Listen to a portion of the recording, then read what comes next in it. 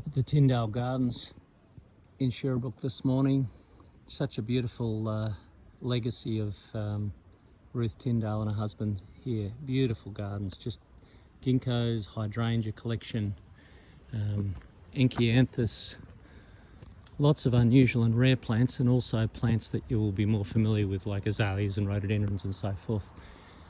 This is Disanthus cercidifolius, beautiful autumn colour, lovely heart-shaped green leaves in the spring.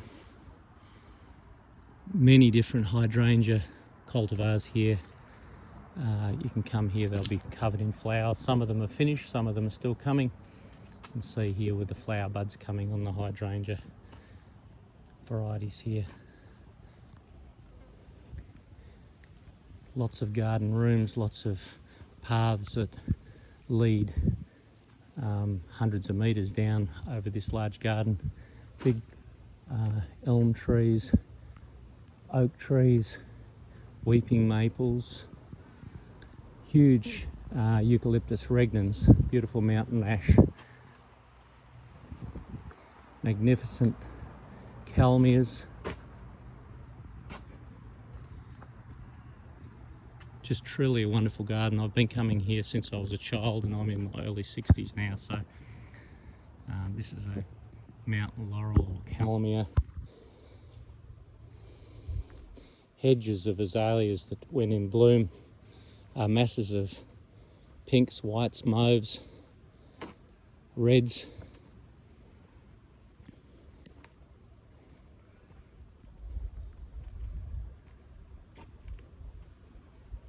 So many wonderful hydrangea varieties. This one up here is a rarely seen tree of this scale in Australia. This is the monkey puzzle, for obvious reasons, because it'd be a puzzle for any monkey to climb it because they're so prickly. But what a standalone, magnificent specimen. Huge tree, well over 100 feet tall, and sort of one of my favourite trees to come and visit and say hello to and give it a hug. It's these trees really are a blessing in our lifetimes to be able to have them. 10 minutes, 15 minutes up the road from where I live in Monbulk, I can come and sit on the grass and have a picnic, or enjoy these trees, just absorb their magnificence. They're connected to the earth. They're out here in the open, absorbing everything that the climate throws at us, and that's quite a breadth of variations in this current times, and they are signposts for us to tell us how nature's coping and how well they're evolving to different things. So this tree is obviously succeeding beautifully at the moment, but it's amazing how many trees in the Dandenongs have been compromised by cyclonic winds a few years ago, the worst that I've had in my lifetime, and never seen anything like it. Just completely extreme. Wet events, dry events. We've got to be mindful as time goes by of the climate, of any changes that are happening, and how we adapt to it in our plant choices, and how we can accommodate plants in our landscape, either with watering, mulching, and just being sympathetic to what the plant's needs might be, or if the plant's needs are changing.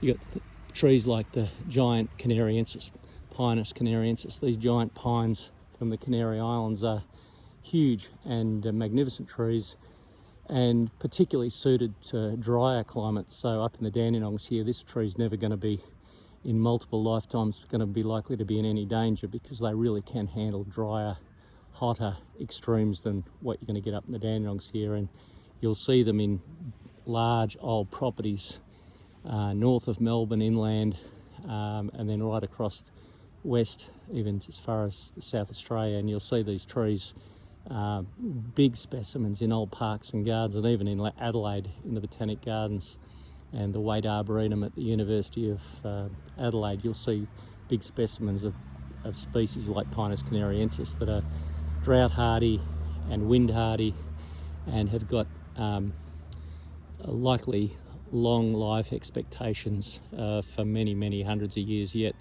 but we have to be mindful of the planet and what we do with it, and climate, and just have an overall awareness. We don't have to be scientists, but we can have some awareness of what's going on around us, and appreciate the landscape that we've been lucky enough to enjoy all our lives. This is the trunk on the monkey puzzle, which is just absolutely extraordinary. If we could tell some stories, the people that have walked past here over all the many decades. It's a beautiful tree, incredible foliage from South America, famous amongst the Arakan area, the Arakan Indians in Chile, and I think over into the border of Argentina. The nuts on these trees have been a source of nutrition for many years and part of their culture, somewhat like the bunya bunya for the indigenous people in southern Queensland. The Gondwana connection. We've got araucarias in Australia. We've got the hoop pine. We've got the Norfolk Island pine, and Cook pine, and several others in Australia and the islands off the coast.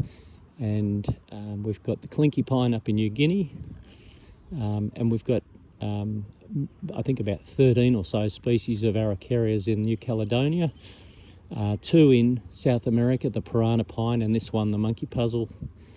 And I'm sure I've missed something in this description, but these are all part of the Gondwana story, and the continental shelves moving over a millennia.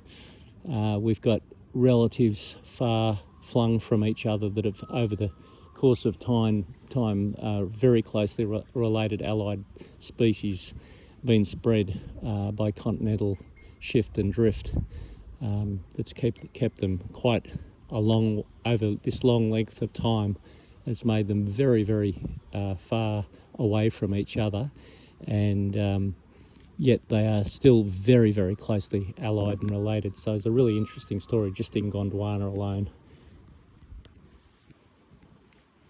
Maidenhair tree in the background there, beautiful tree, edible nuts. There's some claims about the health benefits of ginkgo leaves and fruits. I think ethnobotanically those claims they've certainly been in certain indigenous cultures for a very long time and used for purposes such as health, and also just as an edible. Science doesn't necessarily totally agree with that current reading I'm doing, but nonetheless they've had a strong correlation with certain cultures in Asia where they're native to.